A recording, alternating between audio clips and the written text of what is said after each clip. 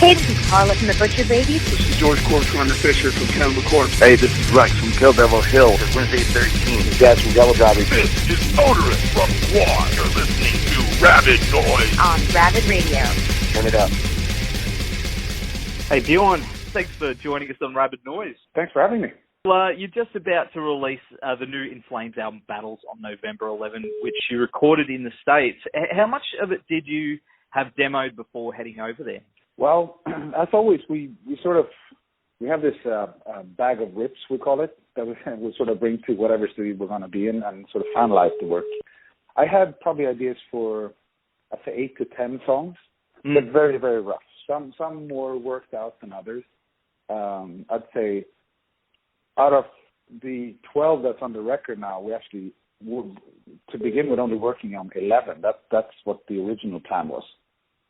But the setup in the studio was such a good one and very, very efficient and inspirational in every way that we actually had not only time but energy and inspiration to write more stuff than we normally do.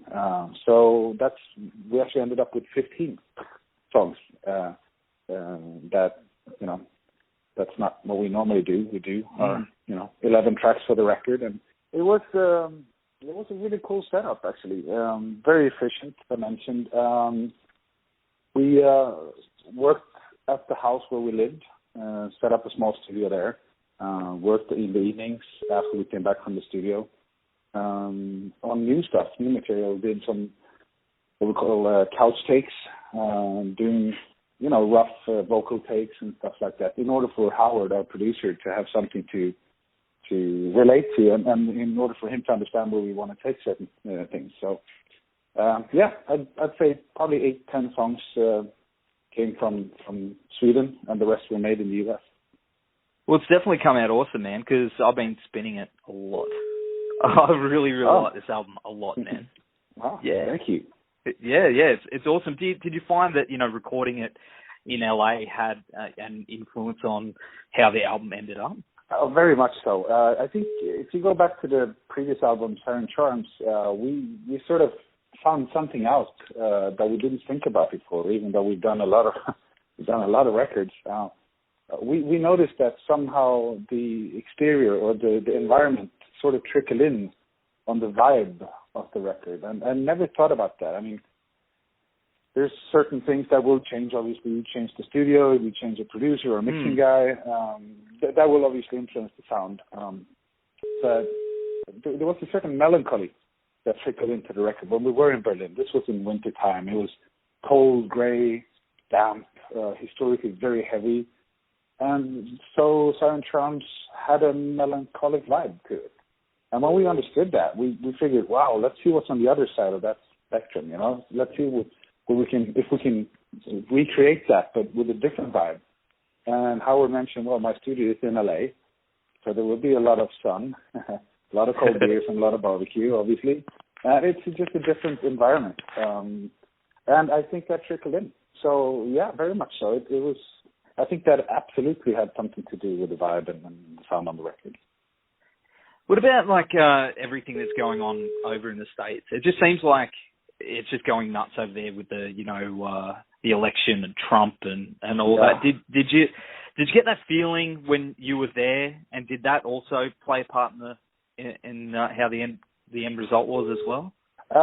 We're not a political band whatsoever. We're not a religious band. That's not what we do. We're sort of the opposite of all that. We sort of want to take people away from that for, the hour you listen to our record or the hour and a half you go see our concerts.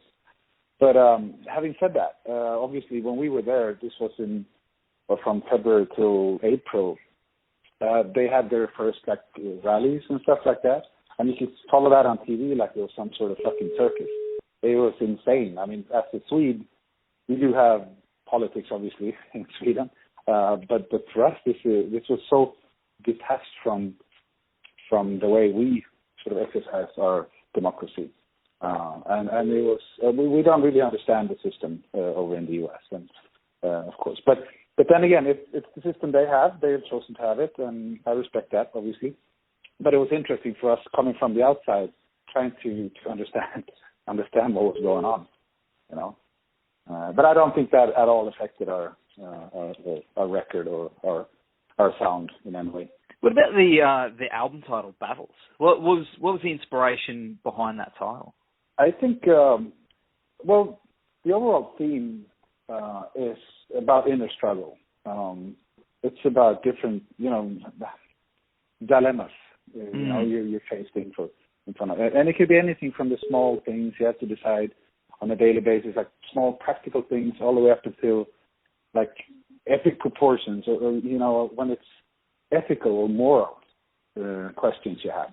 You have to sort of choose, and it's about fitting in, and maybe the price of fitting in at times, what the cost could be.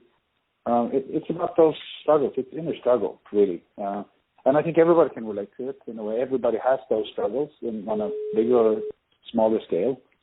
And that's just, something that's interesting to talk about. Everybody can relate to it. And Battles is one of the songs that actually sums it up a little bit, just with the title and everything. So and that is usually, he writes all the lyrics like song by song. There's no title for it, until he actually sits down and looks at all the lyrics and like finds what feels right for it. And then in the end, having all these pieces of the puzzle, he wants to find something that is the common, thread or common denominator for these songs. And this one happens to be Battles. And it's nice, neat, short, and straight to the point, like we like our music. And, you're saying that, I found a connection with the album. And that's what I was saying before, like, I really like this album. And for me, these days I'm getting a bit older, I don't connect with a lot of, I guess, younger bands, but I did find a connection with that. And lyrically as well, like there's a song Save Me on there, that's amazing, just songwriting, and the big choruses in the album as well. Like, it's so catchy. Yeah. Do you usually start with those parts when you're setting out to write an album? Like, this is the hook, this is the chorus, and build around that? It sort of depends. It always starts with like a melody or a cool riff in my head, right? And if I can't get it out, if it just stays there and it annoys me enough, I will eventually record it and arrange it somehow. And then I'm not sure whether it's going to be like the theme of the song, if it's going to be a chorus, or if it's going to be a verse, or if it's just a cool riff that I try to build something else around. But that's just how it starts normally. And so I build around that, do the rough demos and stuff. And there's really no plan behind it. But this time around, we had to focus a little bit more, since Howard wanted to be part of this early. He wanted to understand everything.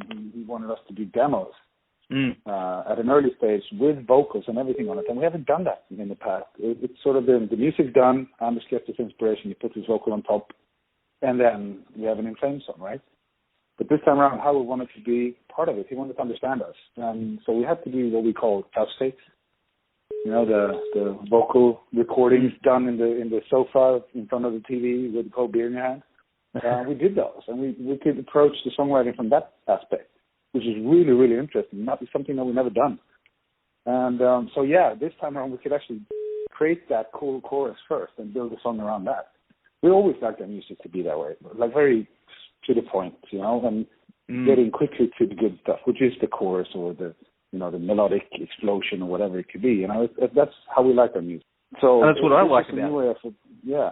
Well, not everybody loves it, and we've never claimed that we are doing what's right for everybody. We just know it's right for us, and it's what we really like to listen to and really like to play. So, and if other people like it, that's great, But it's not really for other people to begin with, because then, you can't cater to everyone. You can only decide what you like yourself. And the five of us in the band, it's hard enough to please us, to be honest. So as you said, you can't please everyone, but you got to please yourself, because you got to be playing those songs for thousands of times, Yeah. And you got to love it, and I do. After all these years, I still love what I do. I'm as excited as I was when I did the Yesterday, Only more people are interested now than they were back when we did that album. So it's exciting times. It is, man. It definitely is exciting. And I do follow you on Instagram as well. And I do like your artwork. It's looks like a lot of stuff by classic. Yeah, it's awesome, man. See, obviously the influence from a lot of classic movie characters. I take it you're a collector as well. I'm more of a sci-fi and fantasy nerd. Let's put it like that. I'm not much of a collector, unless it's books. I just find drawing and painting extremely relaxing. I zone out when I do it. I can't really have music in the background because I start listening to it and I start analyzing and sort of mentally working on it, trying to understand it and trying to analyze it for some weird reasons. I can't really relax around music. But art, it forces me to, well, I call it art. My drawings and paintings, it really focuses me. It forces me to only focus on that, and it really clears my mind. So that's why I started it. I could sit in the front lounge in the tour bus. There's 30 people in there. It's a full, blasting party, and I just take my little notebook out and I start drawing something, and 3 hours later, party's over, and I didn't even notice. Great zoning out. It's perfect mental relaxation for me. So that's why I started doing it. I think it's fun, and it's kind of scary to publish the things on Instagram, but at the same time, I guess that's part of the process too. But it's unreal. Like I really like it. I especially like the RoboCop one. I think that's ink-worthy, like tattoo-worthy, because I'm a big fan of all that stuff myself. Like which one was that? The RoboCop. Oh yeah. I'd get that on my leg. Yeah, I'd get that inked on my leg. I liked it that much. So. Oh really? Yeah. It's tempting, man. It's tempting. And what would you say is your biggest? Is it RoboCop or is it Star Wars, Star Trek? What's your jam? Wow, this is my interest is so wide. But if I have to choose, I'd say Star Trek. Mm-hmm. I'm a Trekkie for sure. But I'm also a huge fan of the whole Star Wars saga, obviously. The Alien series, especially the second one, Aliens. I think my first superhero was the Phantom, and it's something I just grew up with. So that was the first one. But they never actually managed to make him cool in any other format than the comic book format.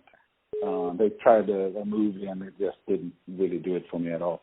But lately there's, all these superhero movies, they're so amazingly well done today that it's almost like an overload of it.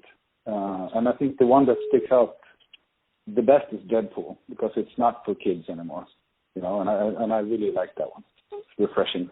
Totally. And I'm looking forward to the second one. You're looking forward to, of course, Rogue One at the end of the year? Yeah, I've seen all the trailers, and it's exciting because this is not like part of the actual saga, as far as I understand. It's sort of like an in-betweener, and it's exciting.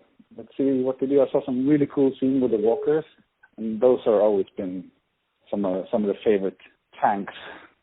So that's going to be exciting to see how that works out. Will you be on tour over that time? Yeah, we will actually be in the U.S., so I will get to see it on, hopefully, what do you call us, the huge ones they have over there. Not IMAX? I can't. Yeah, IMAX, yes. Yeah. Oh, you're lucky, man. We don't have that here. Yeah. Yeah, that's going to be fantastic, yeah. Awesome, man. Well, talking about touring, can we expect to see you guys back down here soon? Down an Australian tour, maybe on the horizon? Oh, that would be so awesome. We love it down there. We've been fortunate to actually do a couple of tours. I think we did 2 Soundwaves, and we did 1 headline run down there as well. But it's been way too long in between those tours, and it's way too long since we were there last. We're actually talking about it. We have some touring lined up now. First Japan, and right after that we're going to do the US, and up until Christmas. After that we have the UK for a couple of weeks, and hopefully into a European run. Then it's back to the US for festivals is my guess.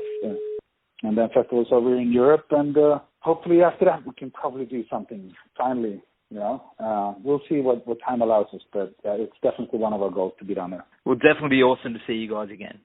Because especially with all the new tracks and all the classic stuff as well, it's as you said, man, exciting times ahead. Yeah, very much so, very much so. Once again, thank you for taking the time to talk to us tonight, man. And I wish you and the boys all the best for your tour, and keep it up, man. Thank you very much. Thanks for having me, and hopefully I'll see you guys soon, all right?